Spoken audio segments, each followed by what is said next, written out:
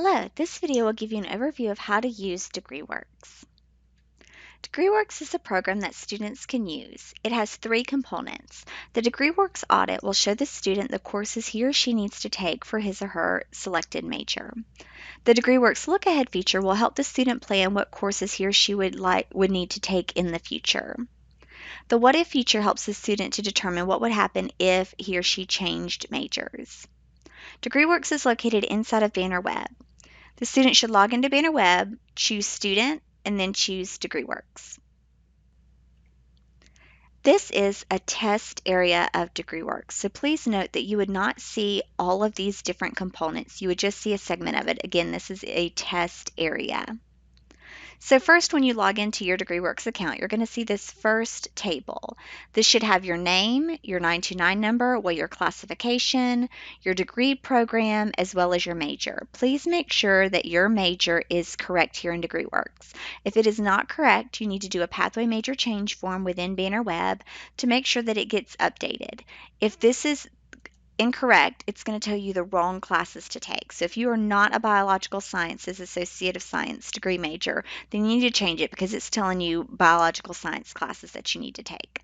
It'll tell you when you were first enrolled, the last term you were enrolled, if you have a graduation application on file. Very important, it's going to show the name of your advisor. This is a hyperlink, so you can click on this hyperlink and it will open a page that will give the name of your advisor, where their office is located, their contact information, their email, their phone number, as well as their office hours. This information will be important because you'll need to get in touch with your advisor to get advised and unlocked to register for classes. Moving on is your test scores. Any test scores that you have on file will be located here. Next, you have the legend. The legend will help you and guide you as to how to read your DegreeWorks. A check means that you have completed that requirement. A not complete, so an empty square, means that you have not completed that requirement. You want to look further into it. A one squiggle line means that you're currently in that class, and so that progress is currently being tracked. So if I was currently enrolled in English 1101, it would say I would have one squiggle, which means I'm currently in that class. Assuming I pass it, it gets checked off. If I don't pass it, it doesn't get checked off. If you happen to see a double squiggle line, you want to make sure to note your advisor.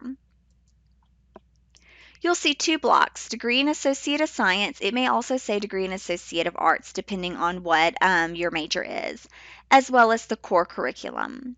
These are high-level areas, so I wouldn't look too far into them. Basically, all this says is that you meet the GPA requirement, you've met Area G, and you've met non-course requirements, but you still have things to complete in the core and the pathway requirements. That doesn't tell you much because you want to know specifically what core classes do I need to complete? What classes in Area F do I need to complete? So this is just an overview. You need to keep looking to find more specific information. Same thing with this area. In the core curriculum, it shows you that you've completed Area A and you're almost done with Area E, but you still have things to do in B, C, and D, which is great, but you want to know what specifically do I need to complete in these areas. So really you want to start looking at where it says Area A, Essential Skills. Notice that this person has that area checked off, which means they've completed all of their courses. This area was checked off by their English 1101 class. It shows them that they made an A in that class and it is worth 3 credit hours. It even tells them when they took that class. Same thing with the other classes. It tells them what class they took to fulfill that area. It tells them their grade and how many credit hours they earned. Moving on, we see Area B. We see that they've completed this requirement, but this requirement is not checked off, so they still need to complete their colloquium requirement. Over here, they see still needed 3 credits. Remember that most of our classes are worth 3 credits, so don't confuse credits and hours. 3 credits equals 1 class, so they only need to take 1 class here, not 3. So again, distinguish between credits and classes. Here it gives them a listing of the different options they can take for this class. These are hyperlinks. They can click on this hyperlink and it will open up a page and it will tell them how many credits the course is worth. any prerequisites the course has, and when the course will be offered. Notice here that the student must take English 1102 before they can take this colloquium course, and again, that's because it has a prerequisite. Moving on, in Area C, we see that they've already took music appreciation and it counts here. What they do need to do is they need to take an English or philosophy. Notice this is one class, and they can take any of these listed here. They can click on them to read more about them. So here they have options. In Area D, this is their science, math, and technology area. Notice because they are a STEM major, because they're a biological sciences major, they don't have many choices here for their science courses.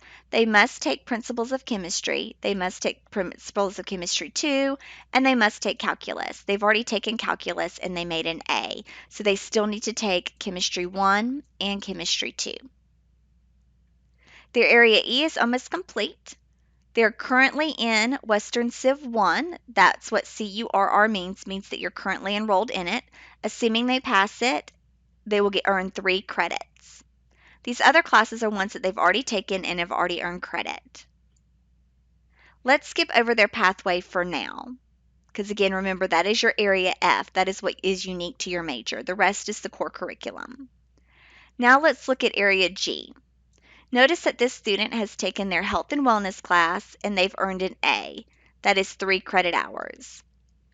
Remember that you only have to take this class if you are enrolled 1 or more semesters full time. So this student has been enrolled 12, they've been enrolled 12 credit hours or 1 semester full time, so therefore it is a requirement for them. Notice the other PE requirement is a physical PE class. Down here in the fall through area, this student did take an aerobics course. Why is it going to fall through? Remember that the physical PE class is only a requirement if you've been enrolled 4 or more semesters full time. So what has probably happened is the student hasn't been enrolled 4 or more semesters full time. They went ahead and took this course, but it's not counting as part of their Area G right now. As soon as they are enrolled 4 or more semesters full time, this course is going to move itself from here up into Area G. So please note that if you take these PE courses early on in your college career, they may go to fall through until you have met those requirements, then they will move into Area G. Now let's look at the pathway. And again, these are the courses that are most likely not to count if you change your major. So since this person is a biological sciences major, he or she has to take Biology 1107, which they are currently enrolled in. They need to take Biology 1108. They've already taken pre-calculus, which counts here, and they need 9 credits. So if these classes, most of these classes are going to be worth 4 credits each because they're lab sciences. So they need to take about 3 of those to fulfill this area. Again, if we change our major, you'll notice that this area is going to change in terms of what classes are required. Now let's look at the non-course requirements. Notice that all of these have been checked off, which is good. You want to make sure before you go and meet with your advisor that you review all of these and make sure that they are checked off. CPC requirements are college preparatory credit. Those are classes that you should have taken in high school, but sometimes for some reason you might have not gotten credit. In that case, you just want to make a note of it and let your advisor know so he or she can make sure you get enrolled in the correct course to take care of it. These 4, legislative constitution and legislative history, are taken care of when you complete your American history course. Everyone has to take an American history course, which is located in their Area E. So once they have completed that American history course, these should be checked off. Now let's discuss fall through courses. Fall through courses are courses that you have taken and you have passed, but they don't count towards your major. So in this case, aerobics is something that the student took, they made an A in the course, but it looks like it's not counting towards their major. Now we know that this is a specific case because it will move up to Area G after they've been enrolled 4 or more semesters full time. However, if you're seeing other classes go to fall through, that is bad because basically you've taken a class that doesn't count towards your major. If you change your major, you will notice some of your classes may go to fall through, which means they counted when you were biological science major or your first major, but they don't count when you change your major. So just be careful for that. There's also an area that might show up that's called insufficient area. That insufficient area is going to hold courses that you have not passed. So you've taken them, but you haven't passed them. Maybe you failed them, you withdrew from them, you made a WF, etc. It's going to have a listing of those courses too. You want to be careful about withdrawing from classes because it may eventually affect your financial aid. This also shows their current or future schedule, so the courses they're currently signed up for. Now, an area that may show, that doesn't show in this video, but may show, is a not counted area. Not counted areas will hold your learning support requirements. So if you were maybe having to take the math learning support class for college algebra, you would see the support class go here. The regular class would go up into your area A, but the support class would come down here at the bottom. That's just because the support classes do not have a place to be housed within your audit, so they go to the bottom. It's not anything that you've done wrong. You very well may have passed those courses. It's just a not counted area, a place for it to be held. So again, this is how you can see what classes you need to take based upon your major. So before you go and meet with your advisor, you need to review this and make a list of the courses you still have left to take. The next thing beyond the audit is to do the look ahead. So over on the side, we can choose look ahead. And here we're going to be able to put in courses that we're thinking about taking.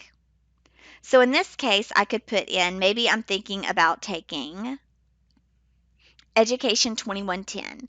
Notice I put the subject in one box and the number in the other box.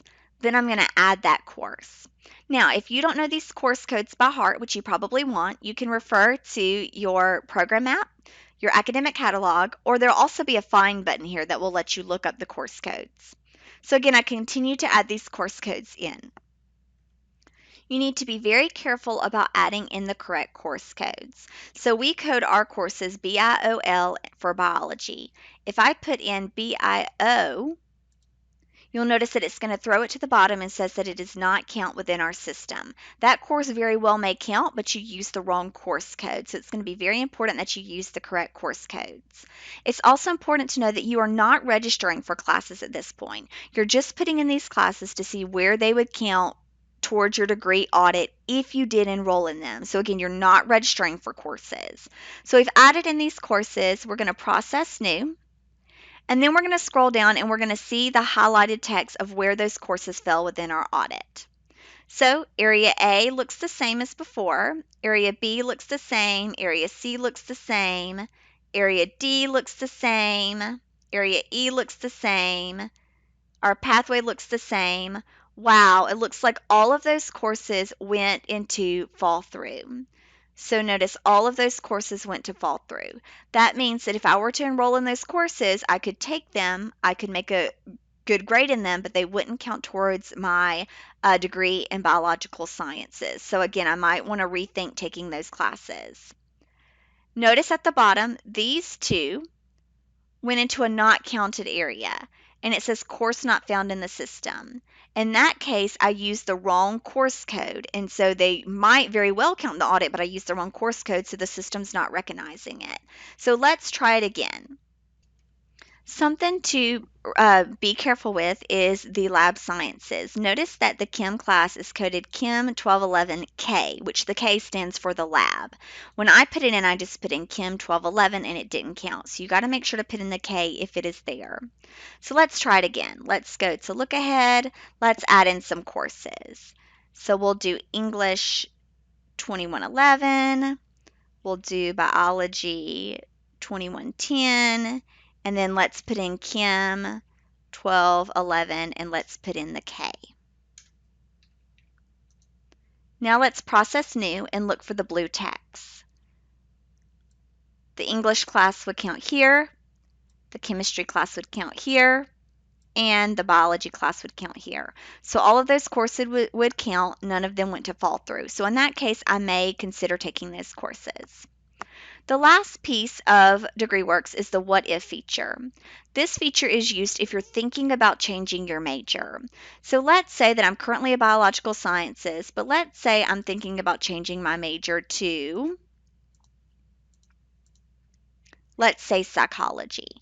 So I changed it to Associate of Arts. Again, you can kind of pick through the different ones to find your major. and I picked psychology. So I'm thinking about changing my major to psychology. Let's go ahead and put in some of these courses that I'm also planning to take. So I'm still planning to take the English 2111 course. I'm still planning to take the Biology 2110. And I'm still planning to take the Chem 1211K course. So let's see what happens if I change my major to psychology and I add in these courses. Remember, you are not registering for courses and you are not officially changing your major. All of this is hypothetical. I process what if, and now let's see what changed. Area A is still checked off, everything's good to go. Area B is still the same. Area C is still the same. This world literature course would still count even if I changed my major. Here, my biology class would count here. My chemistry class would count here. So they still count. Here, I still have these checked off. My American government now still counts here, and I still need one class. So you can see that some of my classes did shift around because I changed my major. Look at my major in psychology, which is my area F. It is quite different. Instead of having all the different biology courses, I now have a lot of psychology courses. This A&P course, however, would still count as an elective course within my area F. Let's scroll down and notice that aerobics is still in fall through, but that's a matter of when I took the course. Notice that Calculus 1 did count before when I was a biology major up in area A. Now it no longer counts. So again, be careful about changing your major. You could potentially lose credits that way. But also, as you change majors, you'll see that some of your classes will still count. They'll just count in different areas. DegreeWorks will move them around as necessary. So that's an overview of how to use DegreeWorks. Remember, there is the worksheet, which is the audit, which shows you, based upon your current major, what classes you need to take. The look ahead, which will tell you where classes that you're thinking about taking will count. And then the what if is more designed for if you're thinking about changing your major, how your courses would realign based upon that new major.